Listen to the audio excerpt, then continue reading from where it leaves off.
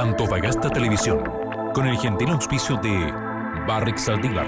Somos Barrick y hacemos minería responsable. Presenta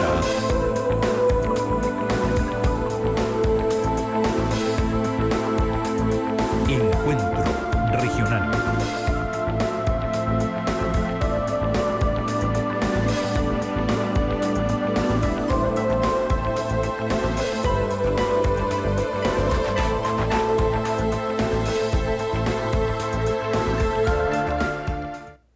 ¿Qué tal? ¿Cómo están? Muy buenas noches. Bienvenidos a esta cita de cada día lunes en Antofagasta Televisión, el programa Encuentro Regional. Recordarles, como siempre, el hashtag para que nos acompañe esta noche. El tema es contaminación y los efectos de metales pesados en la salud. Se dice que justamente la calidad de vida de los seres humanos está determinada precisamente por su patrimonio genético, por su alimentación, su dieta, ciertos hábitos, pero también por factores medioambientales. La región de Antofagasta, eminentemente minera, nos ha dado un gran potencial económico y de desarrollo, pero tiene también otra cara, aquella de los efectos que pueda tener justamente esta actividad productiva, pasivos ambientales, metales pesados en la zona urbana, y mucho que desconocemos, ¿cierto?, el común de la población respecto de los estudios que se han hecho y cómo podría afectar finalmente nuestra salud. Voy a presentar de inmediato a este panel que nos va a acompañar la noche de hoy. Está con nosotros Andrei Chernichi, quien es el presidente del Departamento Medioambiental del Colegio Médico de Chile. Muchas gracias, doctor, por estar con nosotros desde Santiago, además, acompañarnos esta noche. Mucho gusto, me alegro de estar aquí, contribuyendo en algo. Muchas gracias. También está con nosotros Carlos Guerra, académico de la Universidad de Antofagasta, doctor en biología, y gracias nuevamente por estar con nosotros en este encuentro regional. Un placer siempre estar colaborando en este tema. También está con nosotros Domingo Román, doctor en química, académico, investigador de la Universidad de Antofagasta. Muchas gracias, profesor, también por acompañarnos esta noche. Agradecido por poder contar algunas cosas. Y finalmente con nosotros Juan de Dios Vega, ingeniero y hombre que también ha sido citado en varias oportunidades cuando hemos hablado de estas temáticas. Muchas gracias, Juan de Dios, por acompañarnos. Muchas gracias por la invitación y aquí aportaremos con lo nuestro para educar a la población e informar. Yo diría que este 2014 sin duda ha sido el año de la contaminación, el tema más citado quizás en Antofagasta, pero es una cosa cíclica, ¿verdad? Hemos hablado en años atrás del arsénico y sus efectos, del plomo en su momento y el concentrado de cobre en la actualidad. Justamente, doctor Andrei Chernichi, me gustaría partir con usted un poco haciendo esto de que efectivamente es una zona que por su geografía, por su actividad volcánica, su actividad industrial, finalmente, yo decía al comienzo, nos ha dado un gran potencial de desarrollo, pero a la vez tiene su otra cara, aquella verdad que tiene que ver con los efectos que estos metales provocan, y hablo de tres ejemplos: el arsénico, el plomo y ahora el concentrado de cobre. ¿A qué nos enfrentamos justamente con estos contaminantes en esta región en particular? Nos enfrentamos a un problema que se privilegia en nuestro país, si es la salud de las personas o el provecho económico. Y creo que hay que compartir los dos desarrollos, preocuparse de la salud y por lo tanto del desarrollo económico. En este caso la empresa minera tiene que invertir más en salud, primero para proteger a nuestros habitantes, segundo para evitar efectos adversos que afectan no solo la salud, la sociedad entera, y porque a la larga el costo de los tratamientos, el perjuicio que ocurre, puede disminuir más o costarle más al país que simplemente una inversión tratando de hacer lo mismo, la misma actividad, pero con menos contaminación. Ahora, justamente, el efecto que puedan tener, por ejemplo, algunos de estos metales, yo mencionaba el arsénico, el plomo y el concentrado de cobre, ¿qué tan probado justamente está, no solo en nuestro país, sino en otros puntos del mundo, los efectos que esto pueda provocar? Está absolutamente demostrado, por ejemplo, que el arsénico produce cáncer en una exposición crónica. Y la mortalidad por cáncer en la región de Antofagasta es mucho más alta que en el resto del país, y sobre todo que en zonas que no tienen arsénico, sobre todo para el cáncer pulmonar, en 4 veces más que donde no hay arsénico, y por cáncer de la vejiga, que es típico del arsénico, 10 veces más. Después, la exposición prenatal a arsénico, y eso fue demostrado en un trabajo científico en Antofagasta, produce o aumenta la mortalidad por bronquiectasias más tarde en la vida, entre los 30 y 50 años, si alrededor del nacimiento estuvo expuesto a arsénico. Las personas que nacieron meses o un año antes del alto nivel de arsénico que hubo acá entre el año 58 y el 70, tienen mucho menos mortalidad que los que justamente nacieron en ese periodo. O sea, no importa vivir después con arsénico, pero el hecho que nacer con arsénico en ese periodo significa aumentar casi en 50 veces la mortalidad por bronquiectasia. Eso es el arsénico. Ahora, el plomo produce otros efectos. Produce infertilidad, produce deficiencia intelectual, por lo tanto, los niños educados aquí tienen menos posibilidades de desarrollarse. Y si eso afecta a gran parte del país, nuestros ingenieros, nuestros médicos, nuestros políticos van a ser peores médicos, peores políticos, peores ingenieros por deficiencia intelectual. Pero la exposición prenatal o postnatal temprana al arsénico deja secuelas para toda la vida, que son, además de deficiencia intelectual, bajo rendimiento escolar, producen cambios bioquímicos en el cerebro que se traducen como personalidad agresiva, tendencia a personalidad que comete delitos y tendencia a adicción a drogas de abuso. Por lo tanto, tenemos dos lacras que perjudican a nuestra sociedad y son muy graves, la adicción y la delincuencia, en la cual un papel importante es desempeñado por la exposición prenatal a plomo. Eso es para citar dos ejemplos. Ahora, usted mencionó el cobre. Ahí hay controversia, por lo tanto, yo no quiero afirmar aquellos hechos que algunos lo desmienten y otros no. Pero aquí, en este estudio, en lo que nosotros encontramos, la presencia de altos niveles de cobre significa que el cobre y los demás elementos están de los concentrados mineros. Nadie puede decir que está en el suelo de Antofagasta, porque hay niveles, concentraciones tan altas, que si fuera cobre el suelo, ya la empresa minera estaría haciendo extracción de tierra de Antofagasta por su alto nivel. Justamente, no es beta. quería que el profesor Domingo también nos pudiese acompañar en parte de esto. Hablamos de concentrado de cobre y hay gente que, por no conocer del tema, dice, bueno, es solo cobre y no está comprobado. Sin embargo, ese concentrado de cobre tiene a lo menos 8 o 9 metales en el compuesto que nosotros estamos viendo en ese a granel, y precisamente hay en suspensión y otro que está sedimentado, que es lo que se ha hablado. ¿Cómo poder explicar en términos simples qué es lo que está pasando, por ejemplo? Definamos concentrado de cobre. Concentrado de cobre significa un 30%, un 28 o un 30% del cobre. Por lo tanto, usted tiene la diferencia en todo lo demás. ¿Y lo demás qué tenemos? ¿En cadmio, níquel? De todo. Hola. Todos los metales periódicos, si usted quiere. Ahora, se dice no está comprobado, porque ahí citando un poco lo que decía Andrei Chernichi, la norma nos habla que el concentrado de cobre en algunos lados está como algo que no es nocivo, y Chile toma y recoge un poco eso, y en esta misma mesa hay gente que lo ha afirmado así. Es que eso no es así.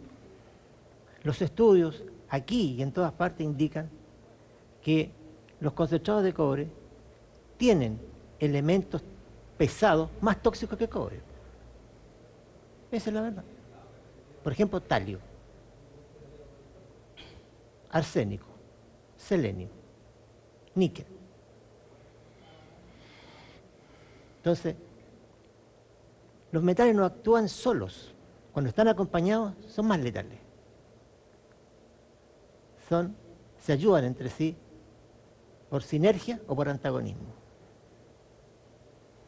Ahora, profesor, cuando usted dice estos metales están, uno los ve presentes, esta imagen que hemos visto, ¿cierto?, tan mediática de el polvo te mata, que la gente pasa el dedo en los autos, ese polvo que está para algunos en suspensión, que se sedimentó. ¿Cómo entender el actuar de esos metales pesados y cómo se van quedando también en esta ciudad? Lo que pasa es que los metales pesados y los elementos entran a los grandes ciclos biogeoquímicos. Es decir, los elementos químicos se movilizan planetariamente. Y esto significa que entran a la parte biológica y a la parte geológica. Entonces, en un país minero, los metales pesados que iban a llegar en 100 años, a las ciudades llegan en 10. Ese es el problema, para que la gente lo entienda. Y se van quedando, es decir, esto no, Obviamente. con el viento no es que se vaya movilizando, uno No. podría pensar hacia las corrientes marinas, Mire, hacia... pregúntese usted, ¿cómo llegó, por ejemplo, plomo y mercurio al Ártico, por ejemplo? ¿Cómo llegaban a contaminar los osos polares? Por los ciclos biogeoquímicos. Entonces, hay un sitio primario de impacto y sitios secundarios muchos. Los sitios primarios es el entorno inmediato y los secundarios pueden estar a miles, a cientos de kilómetros de distancia. ¿Cómo afecta, doctor, también esto en el mar? La gente se dice que hoy el mercurio es una de las preocupaciones, por ejemplo, que uno podría encontrar en productos marinos, pero están presentes también en esta ciudad donde consumimos, por ejemplo, agua desalada, otros metales pesados que puedan estar llegando justamente por descargas que hace la minería también al mar. Bueno, lamentablemente el mar es el reservorio final de prácticamente todo lo que se dispone en el suelo, e incluso en las napas. Hay muchas napas subterráneas que están activas y muchas aguas fósiles están escurriendo permanentemente de hace millones de años por debajo del subsuelo y finalmente van a dar al mar, de tal manera que aquellos que piensan que metiendo en un hoyo algunos residuos industriales podrían quedar ahí encofrados, no es así. Se contaminan las napas y después de un tiempo va finalmente a dar al mar. Entonces, tenemos mares como reservorio de una cantidad enorme de contaminantes, y entre ellos, obviamente, los metales pesados. Ahora, hay un tema que tú mencionaste, el tema del cobre, ¿eh? Aquí se hizo, por parte del mundo industrial, se hizo toda una campaña para poder convencer a toda la ciudadanía de que el cobre es bueno, de que el cobre es sano, de que el cobre hay que tomárselo en pastilla para poder sobrevivir. Y así hemos visto. Yo tengo folletos que se han entregado en las exposiciones mineras del norte, donde se habla así, que gracias a Dios que el cobre está en nosotros y podemos prácticamente respirar cobre. Pero, tal como decía el profesor, son metales traza. Los metales traza significa que existen en la naturaleza, son necesarios para los procesos fisiológicos, pero a pequeñísimas concentraciones. Cuando elevamos esas concentraciones, los metales se hacen tóxicos. Entonces hay que tener bastante cuidado con la información que se transmite hacia la gente, porque la gente termina creyendo una falacia, y cuando los medios de comunicación o los universitarios o el colegio médico tratamos de explicarle a la gente, mira, tengamos cuidado con eso, la gente ya tiene un conocimiento que se le ha embutido prácticamente por años, ¿no es cierto?, diciéndole que estamos en la copia feliz del Edén. Y la verdad es que todos los metales son peligrosos, incluyendo el cobre. El doctor Chernyshyn decía, hay cierta controversia, pero yo tengo acá los fundamentos de toxicología acuática de Rani Petrocelli, que para nosotros los que enseñamos toxicología ambiental es prácticamente la Biblia. Y aquí hay un capítulo destinado al cobre y están claramente establecidos los efectos que tiene la exposición de organismos marinos a las concentraciones pequeñas de cobre, pero ya son dañinas, ¿eh? Entonces, hay una serie de efectos que están ya tipificados en la toxicología ambiental. O sea, hay un punto de partida, porque mucho se ha hablado, yo decía, comunicacionalmente, y donde muchos no somos expertos, incluso los propios comunicadores, que nos toca transmitir muchos de estos aspectos y que no entendemos, ¿verdad?, porque se trató en un momento de decir que incluso no había metales pesados en la ciudad. Sí existe, con todos estos estudios que hemos ido conociendo, la presencia justamente de esos metales pesados, y la idea es ir dilucidando también cómo estos afectan no solo el medio ambiente, sino también finalmente la salud de las personas. Y aquí, Juan de Dios, entiendo que también usted tiene ahí una presentación donde quisiera partir o adentrarnos con usted en parte de la medición que se hace, porque para todo lo que tenemos justamente necesitamos una línea base, es decir, ya, tenemos presencia de metales pesados y se comienza a medir esto en base a qué. ¿Con qué nos estamos comparando primero, si estamos tan debajo de esa línea base o estamos en algo que la ciudadanía debiese confiar en que estamos en un buen pie o en un mal pie?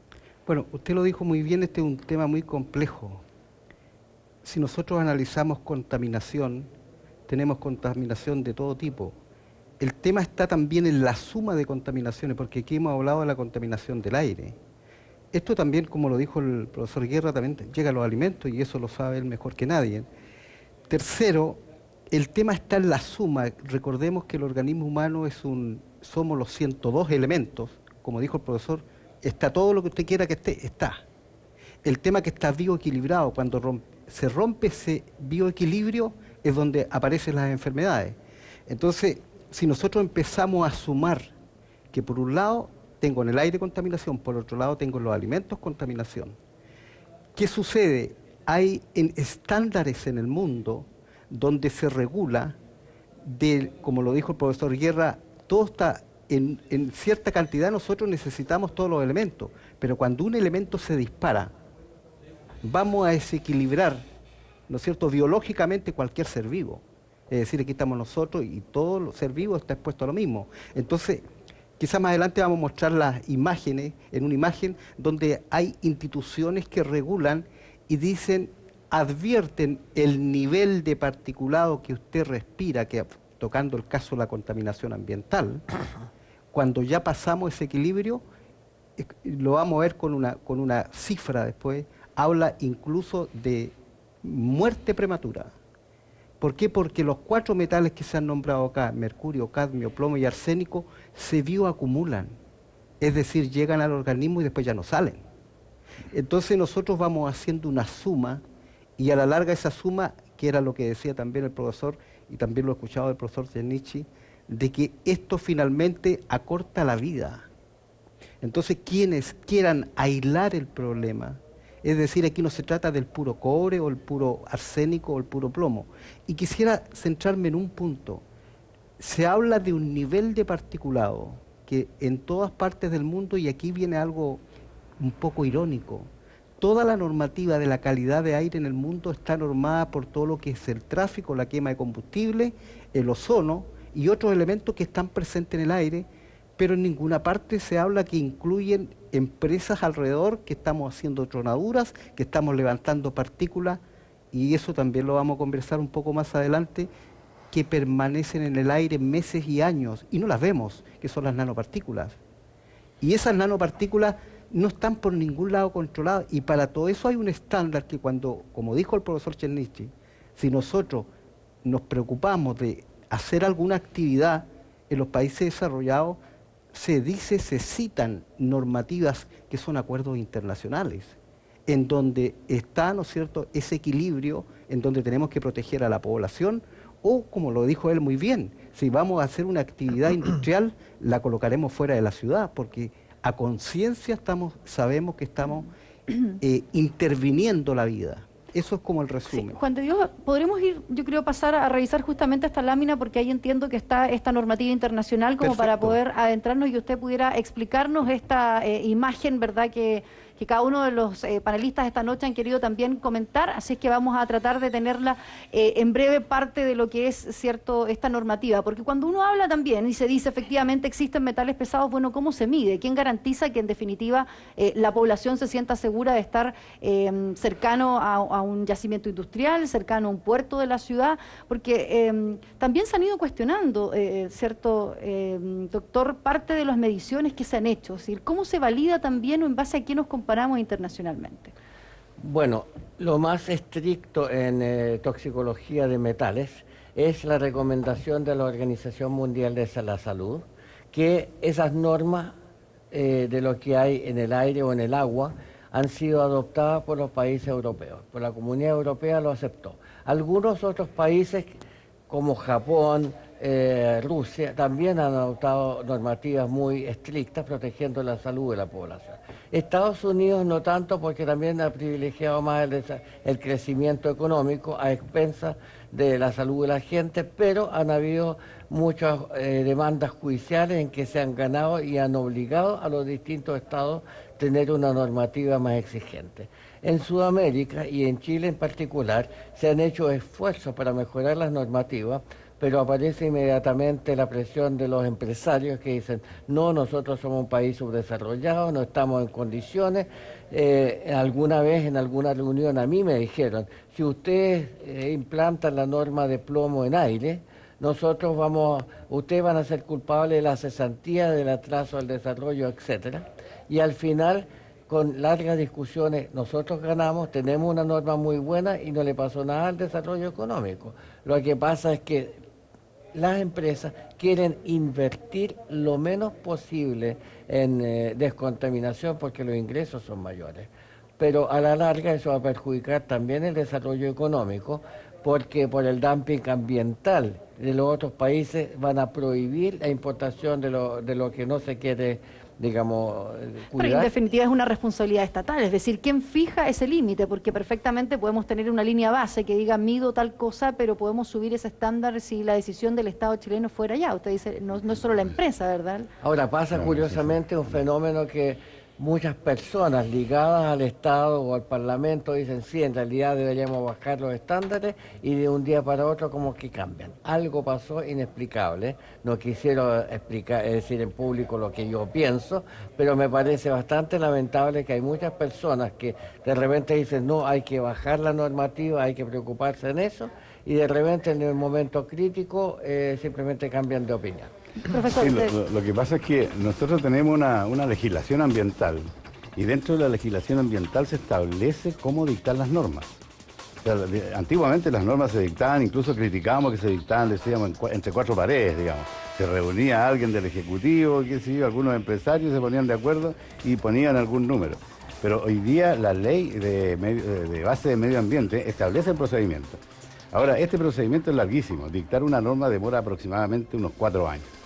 Porque hay que contratar a los especialistas, luego hay que recopilar toda la información y luego hay que hacer los especialistas tienen que hacer una propuesta, luego esa propuesta tiene que ser estudiada por la comunidad científica, por la comunidad en general, y luego ir arribando, digamos, a un acuerdo nacional respecto de las normas. ¿El problema dónde está? Porque hay muchas normas que se han discutido. Incluso te voy a decir, el año 2002 yo fui representante del Consejo de Rectores ante la Comisión Nacional del Medio Ambiente en Santiago. Fui a representar a todo el mundo universitario y en esa oportunidad se discutieron varias normas y nunca se promulgaron.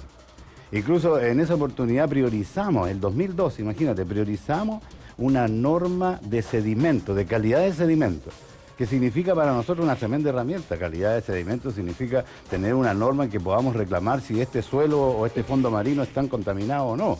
Se fija con elementos legales chilenos, no tener que estar buscando elementos internacionales. Pero hasta el día de hoy han pasado 12 años y hasta el día de hoy no tenemos esa norma. Entonces, ¿dónde se quedan atrapar las normas? Se quedan en las conveniencias de tipo económica, de tipo política, las inversiones que tiene que hacer el país. No nos olvidemos que si se implanta una norma hay que dotar al país ahora, al sistema administrativo, para que las La haga fiscalice. cumplir. ¿Te fijas? Vamos a ir a un breve corte comercial, al regreso vamos a profundizar justamente en estas mediciones para comparar, por ejemplo, cuando uno ve el nivel de arsénico 1492, dice en Canadá hay 12, ¿por qué? Uno no entiende en realidad si esa medición o las pocas leyes que tenemos en definitiva nos dejan bien parados. Vamos y volvemos.